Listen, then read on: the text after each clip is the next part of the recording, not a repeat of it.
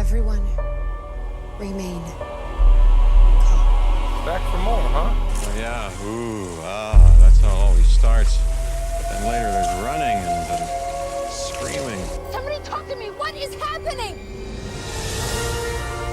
Welcome to Jurassic World. And now, ladies and gentlemen, you're listening to the Jurassic Park Podcast. How long is it going to take for that to spread around the globe? This was all John Hammond's dream. Hold on to your butts. Seriously? Well, we're back. Hello, everybody, and welcome to the 198th episode of the Jurassic Park Podcast. I'm your host, Brad Jost, and we're here to discuss all things Jurassic Park. I just want to start off by saying thank you to all of our new listeners. I've heard from a lot of people recently saying they just found the show, they've gone back and listened to all the previous episodes, or they're starting from the beginning, whatever it may be, and man, well, first off, that embarrasses me because you're starting off from the beginning, and this is like essentially a totally different show at this point.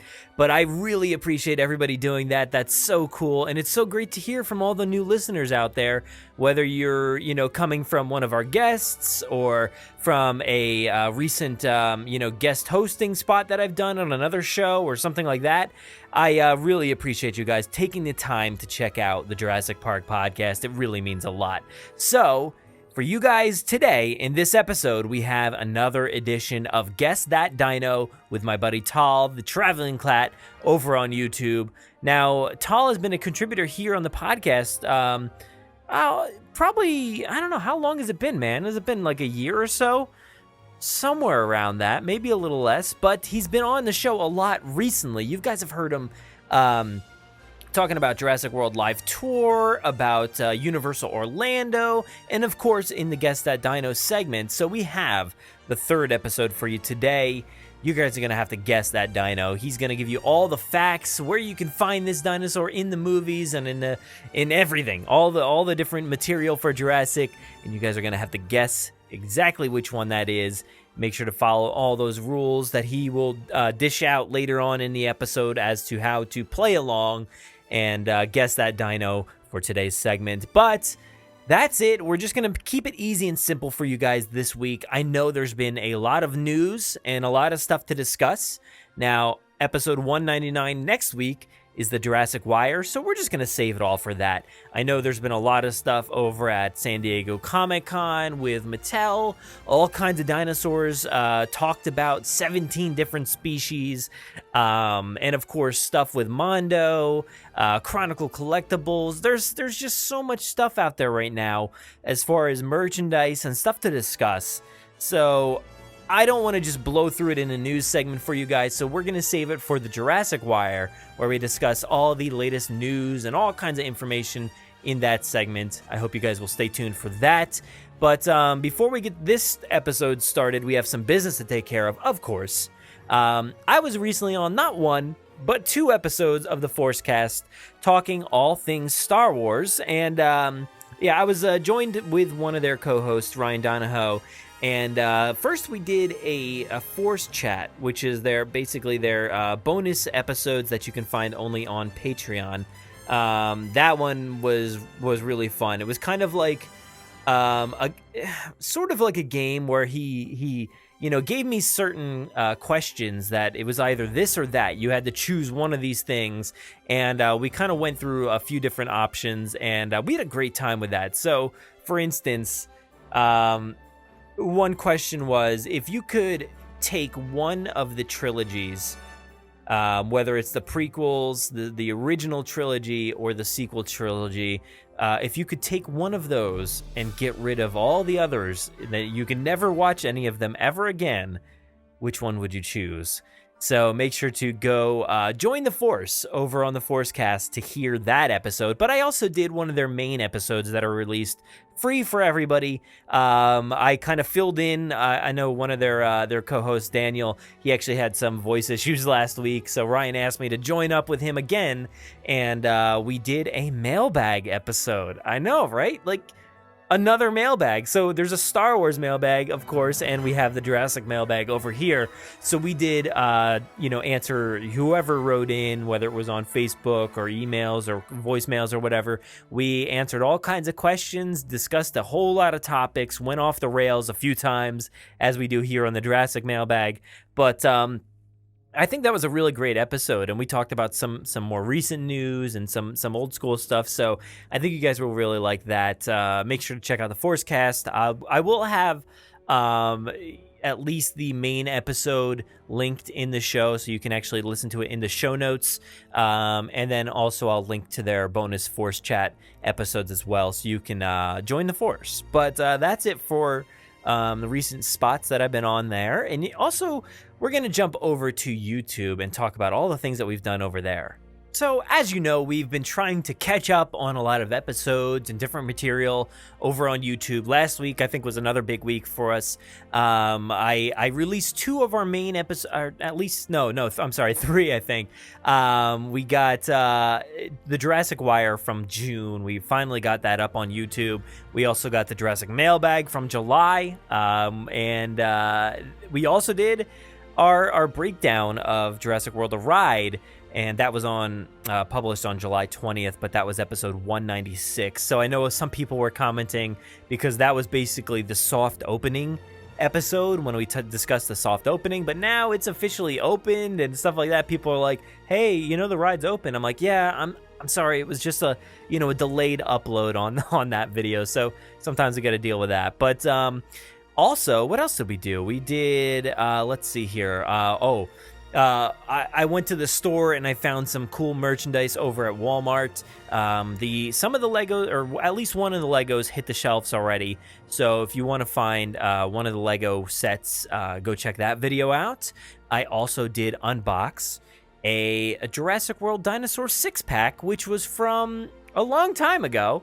I've had this Target exclusive 6-pack of dinosaurs, not like abs or anything. I mean, maybe these dinosaurs have abs, I'm not sure.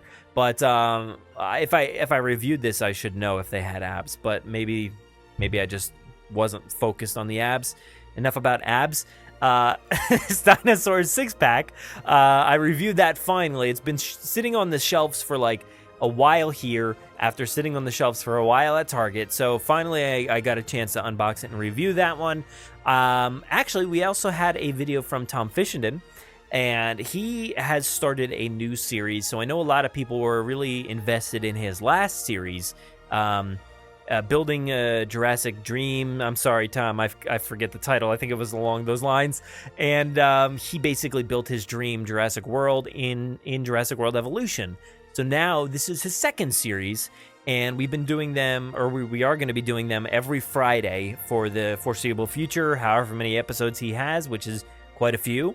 So go check out part 1 of Claire's Sanctuary. He is actually playing through all of Claire's Sanctuary, where you have to actually save the dinosaurs from Nublar North. I guess you got to bring them to Claire's Sanctuary Island, which is really cool. So go check out that video. He's doing a great job producing all of those. So definitely go watch that. Also, I did a live stream of the Jurassic World Pinball. Now, this is kind of like an old game, but I just felt inclined to turn on the PS4 and play Jurassic World Pinball. And it actually does include Jurassic Park. So there's 3 different pinball variations that you can play. One of them's Jurassic World, one's just Jurassic Park, and the other one's Pinball Mayhem for Jurassic Park. And it's that one's pretty crazy. I love that one, actually. So go check out that live stream. It's probably I think it's 50 something minutes long. You don't have to watch the whole thing. Just go give it a like. That's fine. But I love that game. It's so much fun. So that was about it for YouTube. This week, we're going to be hitting it hard again. We got a lot of stuff planned, a lot of stuff coming your way, and of course, more of Claire's Sanctuary. So definitely keep an eye out for that this coming Friday. So yeah, I think that's about it. But enough of me talking. I'm going to hand it over to Tal so you guys can guess that dino.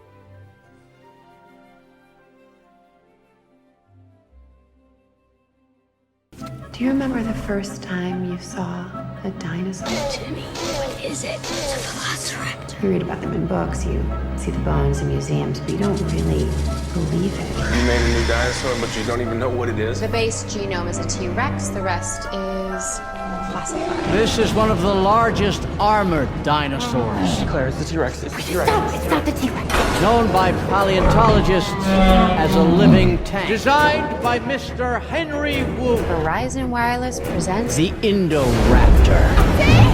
Not a T-Rex!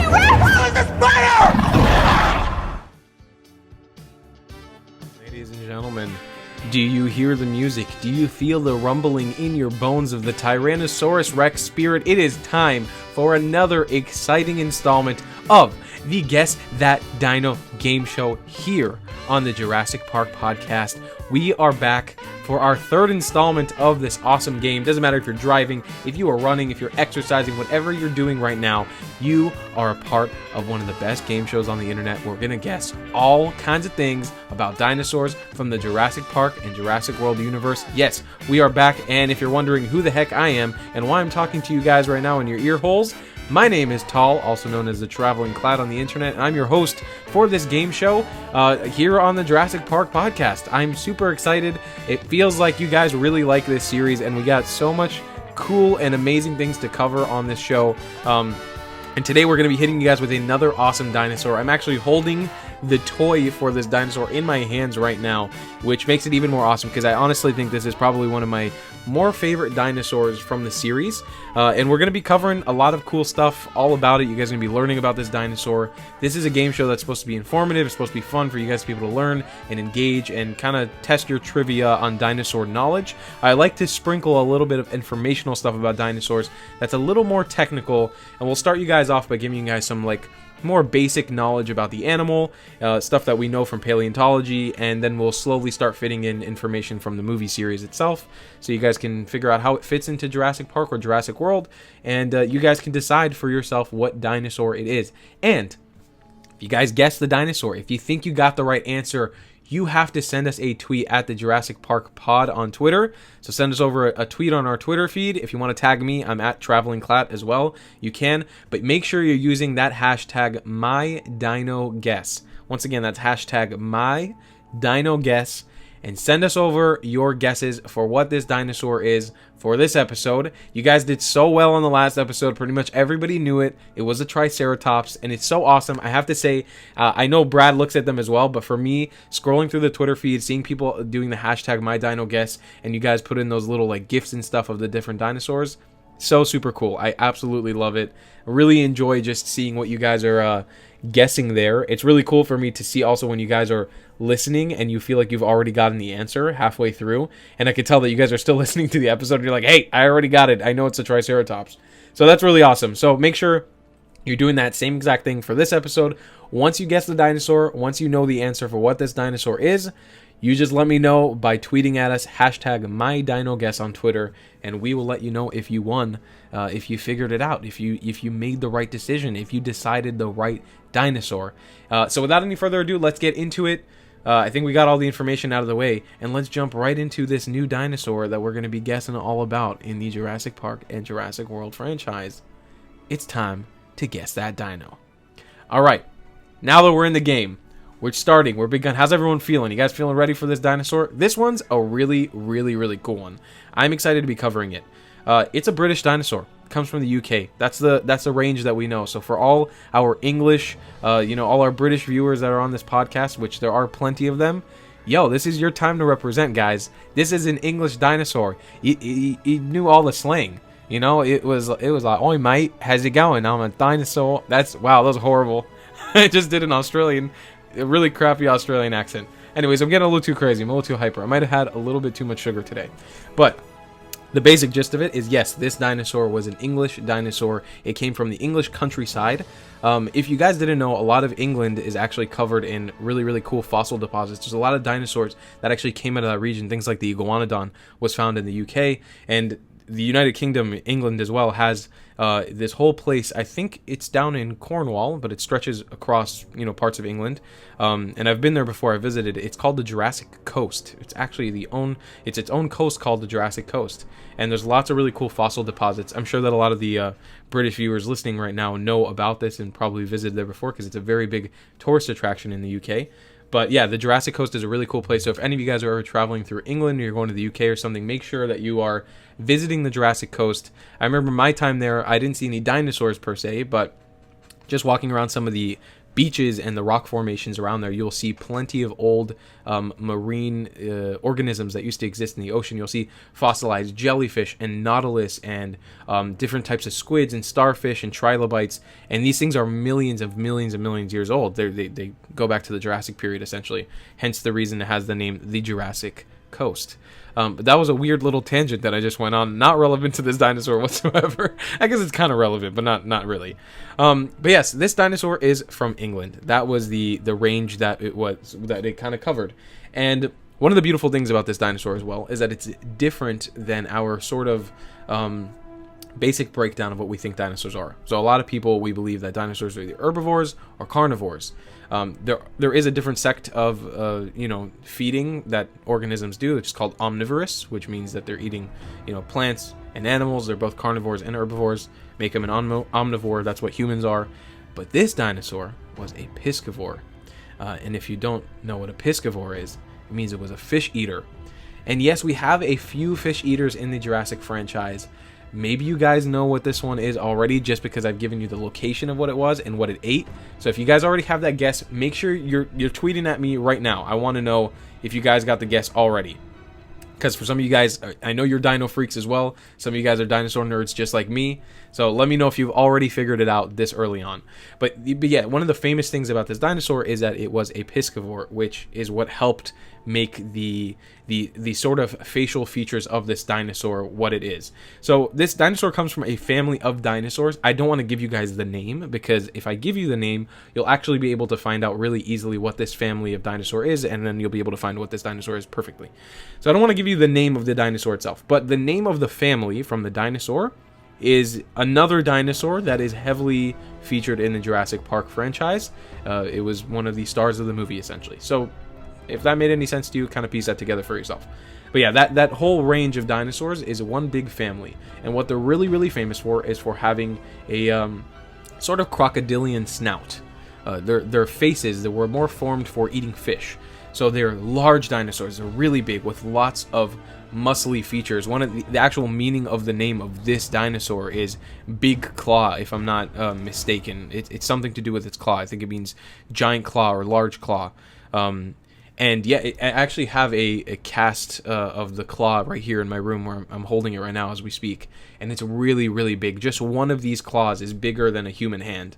Just one of the claws. And it had 3 of these, I believe, on its hand. And that helped it hunt fish as well in the water, and obviously fend off any predators that were coming to attack it. Or if it was attacking prey, it was able to attack them with these claws as well. It was a very useful thing to have on its hand. But these dinosaurs, this family of dinosaurs, is kind of referenced as the fishermen. They were the fishermen of the of the prehistoric world. That's what they were kind of known for. And so, alongside having these crocodilian-like snouts that help them fish and help them eat fish out of the water, or hunt in different riverbeds or in swamps or in wetlands or whatever it is, they had these giant claws in their hands as well. So this dinosaur is famous for that giant claw. If you already know what it is from this, then boom, shoot us an answer right now. Let us know what you think it is. But yeah, that's one of the awesome features about this dinosaur. Besides that, there's not like tons known about this dinosaur. It's not like a super understood range of things that are known about this dinosaur family in general. I feel like a lot of the fossils that have been found from these dinosaurs are kind of spread apart, especially the one that gives the family its name. A lot of the remains of this dinosaur were lost in World War II, and so understanding this prehistoric family is a little bit difficult for paleontologists nowadays, even though, as every year goes by and as paleontology is evolving, there's more and more fossils being found every single year. So information like this could be outdated soon. But to give you guys a little bit of information on what this thing actually kind of like looked like, and what it would be like to stand in front of one of these animals. the size of this dinosaur was anywhere from 25 to 33 feet. Those are some of the best guesses that we have. That is massive. That is a huge, huge animal. Think of animals like the Parasaurolophus, maybe even the Triceratops, similar in size. It would have been a massive dinosaur. Now, the largest dinosaur within this range that we have of this family of dinosaurs is like nearer to the 60 feet range, and it was actually thought to be one of the largest carnivores to ever exist. One of the issues with paleontology is that we don't always know if these dinosaurs were adults when we found them in the ground. I say we. I had no part in finding any of these dinosaurs. I don't like it when I say we. I'm not a paleontologist. I'm a paleo enthusiast. So I haven't actually dug for any dinosaurs. I didn't find these dinosaurs. When I say we, I mean the paleontological community as a whole. When they go out and they hunt for these fossils and they find these dinosaurs, it's not always 100% understood whether these dinosaurs were adults or if they were, youngins, if they were the babies, if they were teenagers. There are some estimates that we have. Sometimes you can cut into those bones and find out by the fibers inside of the bone marrow how old these dinosaurs were, but then once again, that doesn't give us a perfect guess. That is one of the issues with paleontology, is you don't really always know how long these animals existed. The dating is sometimes hard to tell, so you have rough estimates, but we could probably estimate that this thing was between 25 to 33 feet, which is no joke. That is a big dinosaur. That is a scary animal to be standing in front of. Imagine you're in Jurassic World and you're standing in front of this thing and it's staring you down from, behind some electric fence, and it's just like eating a salmon or something. Probably not a salmon. I'm not even sure salmon existed back then. Who knows how long ago they existed. Speaking of when they existed, I probably should mention the range is about 140 million years ago to 120 million years ago in England where it lived. So you're looking at that amount of time. That's how long ago it lived in the part of the Cretaceous period of the Mesozoic era. So this animal was a Cretaceous animal. It was living alongside other animals in the Cretaceous period. Not exactly the time frame of our T-Rex or our Triceratops, for example, which lived closer to a 66 million years ago, right at the end of the Cretaceous period. This, I believe, is a little bit more early on in the Cretaceous period, kind of the end of the Jurassic, early Cretaceous. That's when this dinosaur probably existed. So that's what we're looking at, 25 to 33 feet. This thing was a heavy 2,500 to 4,000 pounds. That, once again, estimates we have we can't really tell you. And a lot of paleontologists, I believe, estimate that these guys might have been lighter. So this family, because they say a lot of them could have been aquatic, the bone density might not have been as heavy potentially as other dinosaurs. It might not have needed it to be that heavy. It might need it to float, but these are all theories. Once again, these are things brought up by different paleontologists, not 100% accepted by science, but it is something to be noted that the weight of how much this dinosaur weighed could have heavily varied. But our estimates are about 2,500 to 4,000 pounds, which is, once again, a very, very, very big dinosaur. And another one of those things that's kind of a key feature to this dinosaur is that on that, crocodilian-like snout that I was telling you guys about, that crocodilian-like face that it had, there's this little bump or a crest that's been found on the top of its head, and that's kind of a little bit of something that sets it apart from the rest of the dinosaurs within its family. There's a debate, with dinosaurs in general on which dinosaurs had feathers. It is relatively accepted now that all or most dinosaurs that are what are accepted as theropods, those two-legged dinosaurs that stand up on 2 feet, usually hunt on 2 feet, most of them, it's accepted that most of them had feathers at this point. And if not all of them had them, probably some of them had them at some point in their life. Maybe they shed off, maybe all of them were completely plumed. Who knows? We really don't know. With this specific dinosaur, we don't have any proof, as of the knowledge and research that I've been able to do, that it had any sort of feathering whatsoever. That being said, it's not a far-fetched, maybe this thing lived sort of a lifestyle of a duck. Nowadays, we know that dinosaurs evolved into birds. That's kind of like what dinosaurs are known as. So dinosaurs nowadays, the dinosaurs that we look at, are called avian dinosaurs. Those are the birds of nowadays. That's what they're kind of referred to in science.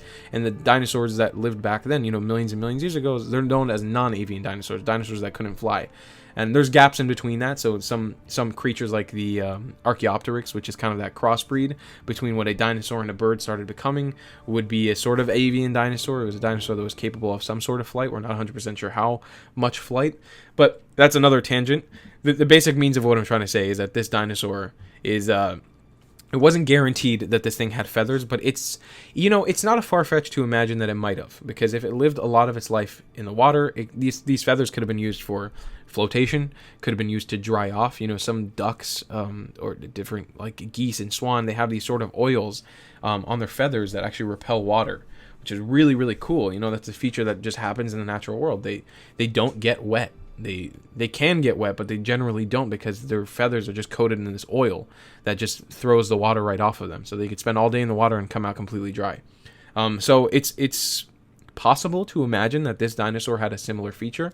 Once again, that's just a guess. It's just as much as a guess as to imagine the Dilophosaurus in Jurassic Park having a frill and shooting venom. We have no scientific proof for them, but we can kind of let our minds go a little bit wild, especially with a dinosaur from this sort of family. They're more unique, you know. They're not your average Allosaur or Tyrannosaurus or you know, Carnotaurus. They're a very unique family of dinosaurs, and so that makes it really fun to kind of hypothesize what this animal was like. You know, we can take guesses all day. We'll never know 100% for sure, especially since we don't have any skin or anything like that found from this dinosaur as of what I know. But we can talk a little bit about the diet and behavior of this dinosaur, and then we'll hop into a little bit more of the media and its involvement in Jurassic Park. This shouldn't be too much of a long dinosaur game show episode, because one of these, you know, these dinosaurs don't have tons of information about them, so I can't talk about them for hours. And their involvement in the Jurassic Park, Jurassic World, you know, franchises, it's limited. It's limited for sure, unfortunately. But it's getting more of a, you know, a spotlight in recent times, so that's cool. So as for the diet and behavior, you know, once again, we talked about diet. It was more of a piscivore. It ate fish, most likely. You know, that's we guess that because of the mouth and because of the skull. We don't have definitive proof to tell us that this thing only ate fish, and it's also probably, you know, we can probably assume that this thing ate other animals as well. It probably fed on other reptiles that were living alongside, probably even other small dinosaurs. I'm sure that if there was a tiny little dinosaur running around, you know, and it saw it and it was bigger than it was able to hunt it down, it probably wouldn't stop itself from eating one of those. It probably wasn't a strict piscivore that only ate fish. It wasn't on like a fish-only diet, but it probably I'm having a brain fart. That's what I'm having right now. It probably primarily ate fish. That's what it probably ate. That's all I was trying to say, and I was having a lot of trouble saying it. I was having a Brad moment there. Shout out to Brad, you know? All right, so yeah, basically that's probably what it is. And there's evidence that we found fish scales inside of the stomachs of the fossils of these dinosaurs, so that tells us definitively we know that it ate fish for sure. That's something that we know for 100%. It's a fact. It ate fish. How much of that diet is made up of fish? We don't really know. We can assume it was probably most of it. We assume also that the behavior of what it did was it probably like stood and waited on the banks of rivers and streams, poked its giant claws in the water to try to snatch up the fish before finishing them off with its mouth. There's other theories that think that it kind of stuck its head inside of the water, kind of leaving it open and just catching the fish as is. So think about crocodilians, think about alligators, think of the way that they behave. There's theories as well that these dinosaurs fully submerged themselves underwater, maybe leaving just a portion of their face out, and then they fed on things that would come into the water. So imagine you are on African safari and you're looking at a bunch of saltwater crocodiles inside of a river.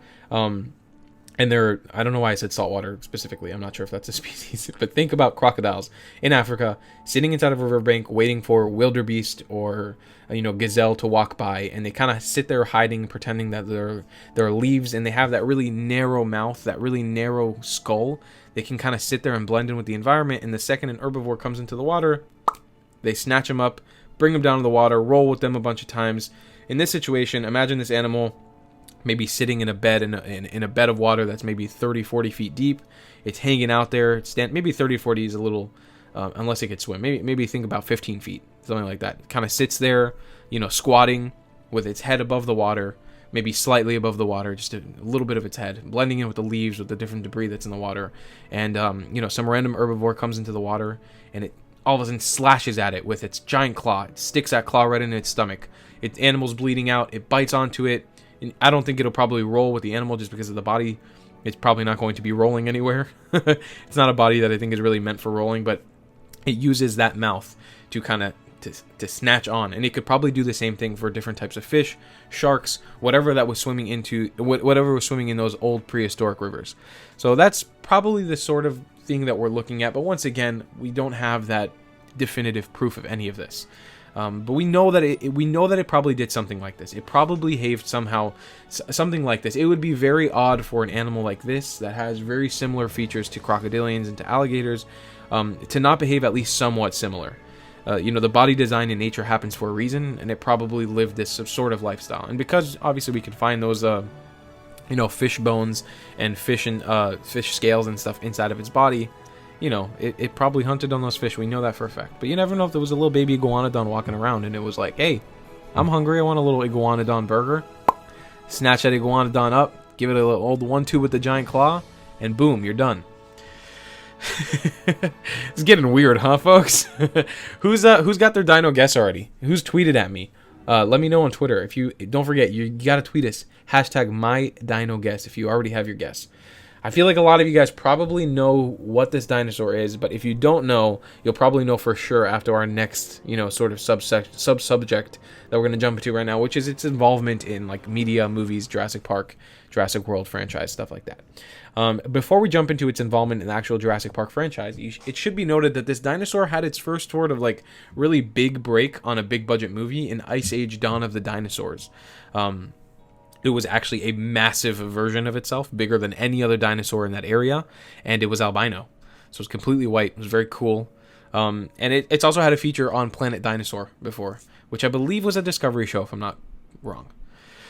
But the dinosaur had its it had involvement in the Jurassic Park franchise as well. It's had involvement in dinosaur video games. It had involvement in Jurassic Park video games. So there's a lot to dive into. It is actually, I would say, it's sort of a backseat character, I think, for the Jurassic Park franchise. As for how much involvement it had in Jurassic Park before, I think it's been involved in different literature. I don't think it necessarily ever in the books. It was never, I think, in any of the movies, but it was described in different literature and kind of side things, like side merchandise and side projects that Jurassic Park or Jurassic World was involved in. But until the beginning of Jurassic World itself, the first Jurassic World movie, I don't think we had any sort of confirmation that this thing existed within our JP universe. But in the Jurassic World universe, we know, I believe, that there was a map of the park, and we know that this dinosaur had an enclosure in Jurassic World. Before the park was taken out, before it was destroyed, I believe that this thing had its own enclosure, which is very cool. This dinosaur is awesome. I'm actually going to take the toy right now and play you guys the roar. I think it has a few roars, so just bear with me. But maybe you guys will be able to guess exactly what this dinosaur is just by the roar. You guys ready? Here is the roar of the dinosaur that we're guessing.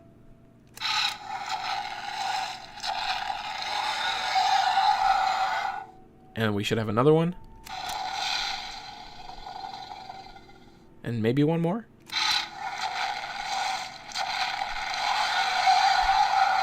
No, that was the same one. But yeah, Mattel is awesome. These toys are just incredible. I mean, they're things of like childhood dreams. Honestly, if I had this thing as a child, I'd go crazy.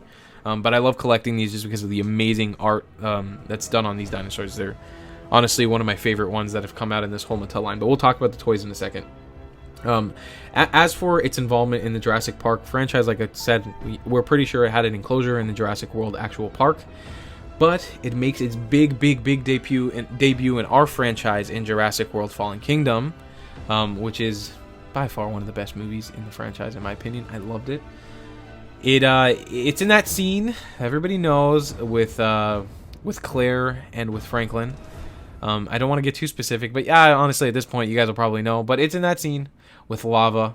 It gets lava poured on its snout, and it shrugs it off like a boss. It doesn't even pay attention to it. It's seen a couple times during the movie. We're seeing it airlifted in a helicopter. We see it being transported in a truck at the end of the movie. We see it in the sort of bunker rooms. It is a really cool dinosaur. I'm so happy that we finally get to see it in canon, in the movies itself. And in my opinion, yes, it's not factually accurate the way it looks in the movie. It's missing some key features. I don't believe that it has the giant massive claws that it really had in real life in the movies. I don't think they're depicted perfectly, but I think it still looks awesome. And that's one of those things about the Jurassic Park, movie franchises. The dinosaurs we get, we know are not factually accurate. They aren't what they are, but they're movie monsters. They are what they are. And I think for the way it looks, the color scheme, it's unique. It's really cool in my opinion, and I love it. As for the merchandise that it's come out for this, I believe they had a Jurassic Park. It was either the original Jurassic Park Kenner line or the line for the Lost World. I don't think they had one for Jurassic Park 3 toys. But for, I think it was either Jurassic Park, the original toy line, or the Lost World toy line. They had a render of this dinosaur as a toy. I think it came packaged with Ian Malcolm. Don't quote me on that. I'm not 100% sure. Finding the details for that is a little hard on the moment. But yeah, I believe that it did have a toy back in the day. But everybody cares about the toys now. So let's talk about those. Mattel actually put out for us 2 different variations of this toy. Actually, there's 4 in total. But I'll dive into that in a second. We got the original one that looks just like the counterpart from the movie, as well as we got the Dino Rivals version that recently came out, that came in that beautiful red packaging with a whole new color scheme that isn't been shown anywhere else.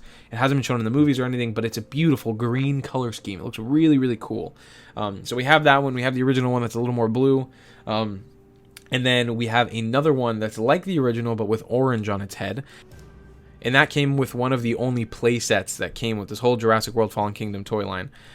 And that was like sort of a lava set that where the lava poured on top of this dinosaur. And it was a toy as well, and it came with a different variation. For what we know, I think there's another future iteration of this dinosaur toy. And honestly, there's probably a few more going to come in the future, because this is, I think, a fan favorite. People really, really love this dinosaur. I know that I do. And I can't get enough of the sort of models and toys that they produce of this dinosaur. I think it looks awesome.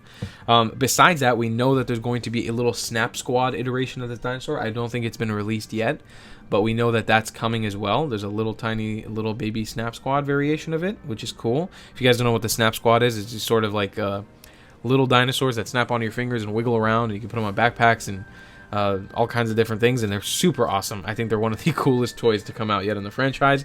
But I'm once again going on a little bit of a ramble. It has nothing to do with what we're talking about. The final little point that I want to mention is the most notable feature where you can explore and understand this dinosaur and see it, you know, really come to life is in Jurassic World Evolution, the game. This is, you know, the park builder that we have. It is featured in this game, and it looks absolutely incredible. It looks exactly like its movie counterpart, and it came with the Fallen Kingdom DLC, I believe. Inside of the game as well, you have the other dinosaurs that are involved in this franchise that are a part of this dinosaur family, and you can find those across in Jurassic World Evolution as well. But this dinosaur is found in that game. You can play with it. It has different skins, and it looks absolutely incredible. You can build it in an enclosure, and even with the most recent update to the game involved the whole like fish eating thing. So you can put down little fish feeders, and you can watch it hunt and eat fish in its enclosure. So that makes it like 10 times more awesome. So really good job on Frontier Games' part for making the dinosaur as, I wouldn't say factually or historically accurate, because that ship has sailed a while ago with Jurassic Park, but as accurate to the movie itself, which I love. I love it when there's accuracy from the movies. It makes it the best. The best part of it is being able to play with the dinosaurs that you saw on screen. So we're grateful. We're grateful. I think we're all grateful from this podcast, but I think as fans, we should be grateful that we're even able to sort of coexist in this universe right now. Even though these dinosaurs aren't materialized, they're not real, we're able to coexist with their plastic counterparts and with their electronic counterparts, and it's just really cool. It's a very cool time to be alive right now, guys, as Jurassic fans. I think it's awesome. But that is essentially all the information I want to give you guys on this dinosaur. I don't think there's much left to say about it. That's a dinosaur. If you guys have your dino guess, shoot it at us. Once again, tag at Jurassic Park Pod on Twitter and give us that hashtag #MyDinoGuess. Make sure you're tagging us, you're hashtagging us. And if you guys want to tag me, my Twitter is at TravelingClatt. You can do that as well. But that's all the information on this dinosaur. I hope that you guys guess it. This was a little bit of a harder one. I don't think it was hard. I'm trying to get a little bit more difficult, but we'll probably go back to another Fallen Kingdom dinosaur in the next iteration of this. Please let me know how you guys think this show is going. Do you guys like it? I would love to hear some feedback. I think that we are absolutely keen on listening to feedback that about this podcast in general. And, you know, Brad's always hammering home about that. We love the feedback from the different segments of the show. So hit us up with some feedback on the on the My Dino guest segment. We want to hear what you guys have to say about this game show. And with that, I'll let you guys know where you can find me on the internet. If you guys want to find me on my YouTube channel, I have 2 YouTube channels. One of them is called The Dinosaur Channel. I basically make informative videos, more serious versions of this game show on my YouTube channel with a little bit of humor mixed into it. So that's just youtube.com/The Dinosaur Channel. You can go subscribe over there. Or I have a channel where I travel around the world, and that's called The Traveling Clatt. All other social media, if you want to follow me on Instagram, Twitter, whatever, it's just The Traveling Clatt. You'll be able to find me there. Twitter as well, Traveling Clatt. And give me a follow. Let me know what you guys think about this segment and other dinosaurs that you might want to hear us cover in the future. I hope you guys had a fun time guessing these dinosaurs. We're going to let that game show music roll us out, and we'll see you guys in the next dinosaur game show. Keep on guessing, keep on chomping, keep on roaring. I'm having a hard time ending this segment. All right. Okay, goodbye.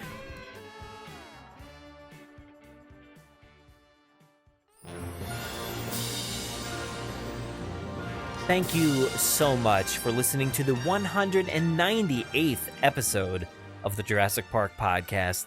Thank you so much to Tal for another great segment this week. I love Guess That Dino. It really encompasses so much of the franchise and dinosaur fandom and just stuff like that. I know Tal is a huge dinosaur guy. I know he's pretty much known for all of his travel segments and stuff that he does over on his YouTube channel, but he is a dinosaur geek at heart with a dinosaur channel on YouTube, so make sure to go check out his content as well. So he's always invested in Jurassic Park, and I just love hearing from him. He is such a great storyteller and a great podcast host here on the Jurassic Park podcast. So thank you so much, Tal, for another great segment. Now, guys, don't forget, you got to guess that dino as well. So make sure to use hashtag MyDinoGuess. Tweet at us and let us know your guesses. And we'll retweet them. We'll do all that stuff. Have fun with it. Whether you know the answer or not, let us know. We'd love to hear from you. And make sure to go follow Tal at Traveling Clatt online and go subscribe to the dude over on YouTube. You're not going to want to miss all of his amazing, amazing content. He is so great. Go check it out. But now, as always, it's time to go through a review here at the end of the show. I know I ask you guys every week to leave a review. Be kind enough to just go ahead and take a second to write a review and leave us 5 stars. It really matters for the show to help us build that audience that knows what they're looking for. They're looking for Jurassic Park. That helps, to see all of you confident listeners out there, writing that this is a fun show or whatever you like about the show. We really appreciate all the kind words and everything. So please take one moment this week, go leave a review for us, and we'll make sure to read them here on the episode. So this one, this week, comes from Thomas Coe, and it says, "This show triceratops the cake." Wow. Okay, we're starting off that way, huh? Let's see here. It says, "The Jurassic Park franchise is one of the most successful and influential film series of all time, and this podcast does it justice. If you like these movies, you're going to love this show." This is from Tom at the Drunken Dork podcast. Thank you so much, Tom, for writing that review. I agree. Jurassic Park is certainly one of the most successful and influential film series of all time, and I don't think that's something anybody can deny at all. It always gets, the tough draw, I think, with Jurassic World. But, going all the way back to the beginning, Jurassic Park and, of course, The Lost World and Jurassic Park 3 get a lot of, hate as well, unfortunately. But Jurassic Park, sticking with that initial film, it changed everything. It changed the game. It made things completely different for the film industry, for the, summer theater goers. It made everything change at that one moment in time. June 11th, 1993 was a big deal. And it truly is still one of the most influential films of all time. People will constantly talk about it. People will wear shirts and not even care about the movie, or, just know everything about the movie and not even be a huge fan. They know the ins and outs of this movie, and it's fun. And I think it's amazing to see the influence that this movie has over just general audiences around the world. Whether people are just going to Universal Studios wearing a Jurassic Park shirt, whether they love these movies so incredibly much. I find so much joy in seeing, how much this means to certain people. And I know what it means to all of you in this community. You guys are the biggest fans out there. If you're listening to this show, you're, some of the biggest fans out there. Of course, there are huge fans out there who don't even know we exist, but tell them, what are they doing? Listen, guys, you got to listen. But no, I just think that there's so many amazing fans out there. And yes, I always talk about how sometimes I feel like I know each and every fan in this community and every fan of Jurassic Park, because it is such a small, tight-knit community, but it really isn't. It really is so incredibly huge, and it's $1 billion franchise each and every go-around now, and that means a lot. And Jurassic World has certainly carried on that tradition and made it one of the most incredible franchises around today. So yeah, I agree. I went on a rant there, Thomas. So I hope we do it justice. I hope the podcast does it justice. I really try to. And that's kind of what I wanted it to be. I wanted it to be an extension of the movies for all of you. I wanted you guys to feel like you're part of the franchise, a part of listening to something that's, pays homage to all of these movies. And I hope we do that for you guys. So thank you so much, Thomas, here, for writing that review, and for everybody else that has taken a second to write a review. It means a lot. So that about wraps it up for this episode. And as always, I try to impart some final words for you guys. So this week, I'm going to continue what Tal started with Guess That Dino, and I want to talk about dinosaurs with you guys. I always try to tell you guys that I am not the most knowledgeable when it comes to dinosaurs. I don't know all their names. I probably pronounce most of them incorrect anyway. And I'm sure you all laugh at me when I try to get it right, but I don't pretend to know everything about them, and I think that's okay. I think it's just awesome that you continue to keep these things alive and have that discussion with other dinosaur fans or friends or kids or whoever it may be. So if you take a second this week, just talk about dinosaurs. Forget Jurassic, forget about all that stuff, the toys, the movies, the theme parks. Just talk dinosaurs. Talk about your favorite dinosaurs. I want to hear from you guys. Let me know what your favorite dinosaurs are. I'll tell you mine. Mine is the Brachiosaurus. You've probably heard me say it before. And yes, of course it has to do with the movie a lot. But I think in general, it's just such a magical creature, really. You can think about these dinosaurs as mythical, magical creatures because we've never seen them, and we have to imagine them, and we have to, kind of view them with our minds, and they become magical, mythical things for all of us, I think. So let me know on Twitter, wherever else it is, or just tell your friends, talk to your friends or other kids, your sons, your daughters, whoever it may be. Talk to them about dinosaurs and just continue that conversation, because that's why we're here today. So I hope you all have a great week this week. Thank you so much for listening. I'm going to go ahead and roll the tape. Saddle up, let's get this movable feast underway. Please give us a follow on Twitter at Jurassic Park Pod, and myself at Brad Jost. Also on Facebook and Instagram at Jurassic Park Podcast. Don't forget to join the Jurassic Park Podcast group on Facebook. You can listen to us on Apple Podcasts, Google Play, Spotify, YouTube, our website, or wherever else podcasts are found. So please be sure to subscribe. Also, don't miss our toy hunts and reviews, in-depth bonus content, live streams, gameplay, events and theme park coverage, and so much more on our YouTube channel. If you haven't already, please leave us a 5-star review on Apple Podcasts. We will read your reviews at the end of every episode, so please be sure to spare no expense. Don't miss us on the web at JurassicParkPodcast.com, where you'll find today's episode show notes, wonderful articles, bios from our contributors, and so much more. If you want to get a hold of us, you can fill out the contact form on our website or email us, JurassicParkPod@gmail.com. We're always looking for new segments, contributors, mailbag submissions, or anybody who just wants to say hello. Feel free to call our voicemail line at any time to leave us a message. That number is 732-825-7763. Thanks for listening, and enjoy.